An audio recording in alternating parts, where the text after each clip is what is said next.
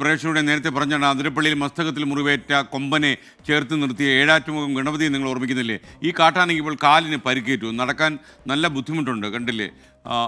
അതിൻ്റെ വലത് കാലിന് കാലിൻ്റെ അടിയിൽ എന്തോ പ്രശ്നമുള്ളതുപോലെയാണ് നമുക്ക് ഫീൽ ചെയ്യുന്നത്. അതിൻ്റെ ദൃശ്യങ്ങളാണ് 24 കിട്ടിയത്. ആ ദൃശ്യങ്ങളിലേക്ക് നിങ്ങൾ പോയി. ഈ ഗണപതിയാണ് ഈ മുറിവേറ്റ കൊമ്പനെ ചേർത്ത് നിർത്തി മനുഷ്യർക്ക് കൂടി മോഡലായത്.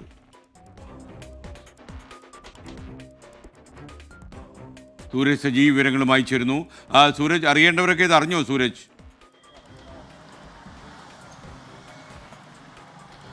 നിലവിൽ വനംവകുപ്പ് ഉദ്യോഗസ്ഥരാരും ഇത് അറിഞ്ഞിട്ടില്ല എന്നുള്ളതാണ് നമുക്ക് ലഭിച്ചിരിക്കുന്ന വിവരം. ഇന്നാണ് നമ്മുടെ അതിരപ്പള്ളിയിലെ ലേഖകനായിട്ടുള്ള റൂബിൻ ലാൽ ഈ ആനയുടെ ദൃശ്യങ്ങൾ പകർത്തുന്നത്.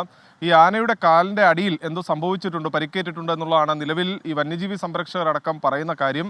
ഈ ആനയുടെ വലതുകാലിനാണ്, മുൻവശത്തെ വലതുകാലിനാണ് നടക്കാൻ ബുദ്ധിമുട്ടുള്ളത്. അത് നടന്നു പോകുമ്പോഴെല്ലാം തന്നെ അത് ആ പരിക്കേറ്റതിൻ്റെ തീവ്രത നമുക്ക് മനസ്സിലാകുന്നുണ്ട്. ഏറെ നേരം ഇന്നൊരു പനയുടെ ചുവട്ടിൽ നിന്ന് ആന ഈ കാല് നിലത്ത് ഉരയ്ക്കുന്നുണ്ടായിരുന്നു. ഈ പ്രദേശവാസികളുമായി സംസാരിക്കുമ്പോൾ അവർ പറയുന്ന കഴിഞ്ഞ ദിവസം ഈ ഇരുമ്പ് കമ്പി കൂട്ടിയിട്ട ഒരു മേഖലയിൽ ആനയുണ്ടായിരുന്നു. ആനയുടെ കാല് അവിടെ കുടുങ്ങിയതായി ചില സംശയങ്ങൾ ഉണ്ടായിരുന്നു എന്നുള്ളതാണ് പറയുന്നത്.